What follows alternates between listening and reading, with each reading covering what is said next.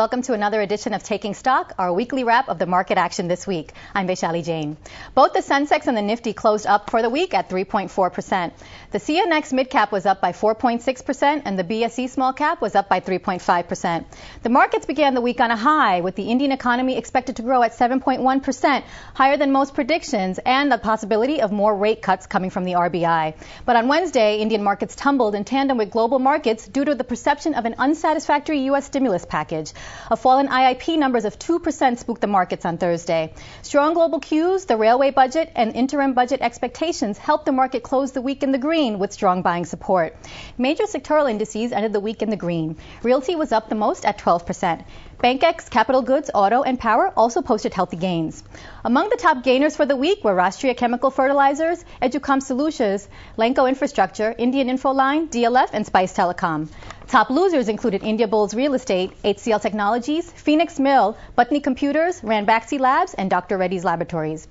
Asian and Australian markets closed the week in the green as well. Hang Seng and Shanghai were up the most, while Jakarta was flat. Nikkei also posted marginal gains. The markets have been trading in a range-bound manner for the past 5 weeks, and next week is expected to be no different, though the range is expected to get wider.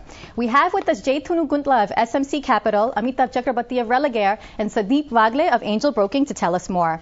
Okay, start off by telling us how important is next week's vote on account to the markets? As far as the budget on 16th Feb is concerned, it can throw some light on the policy decisions. However, considering its validity of just 70 days before elections, it reduces its relevance to that extent. And what are some of the triggers we should be watching out for? The U.S. clarity and the budget put together can become the key points for the next week. What about levels? What levels should we be watching out for next week? It will be between 2750, 3100, and if you want to be more specific, maybe 2800, 3050.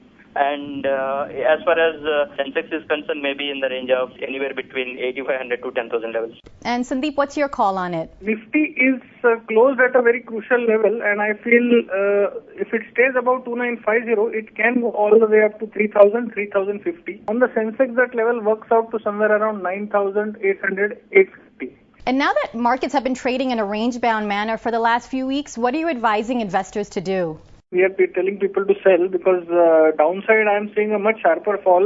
Time-wise, it could be a week or 2 or 3.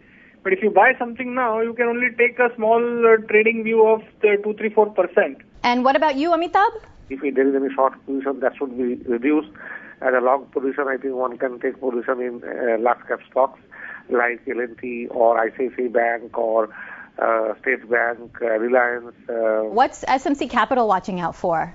The clarity on the sale process of Satyam can open up for arbitrage, if any. These real estate, these Parshanaths and these F&O stocks which are going out of the F&O trading can rally a bit because of the short covering. And any specific stocks for you, Sandeep? A lot of mid-caps are showing some good patterns. Reliance is looking extremely positive. That is why I feel it will go up first. Okay, thanks everybody for joining us.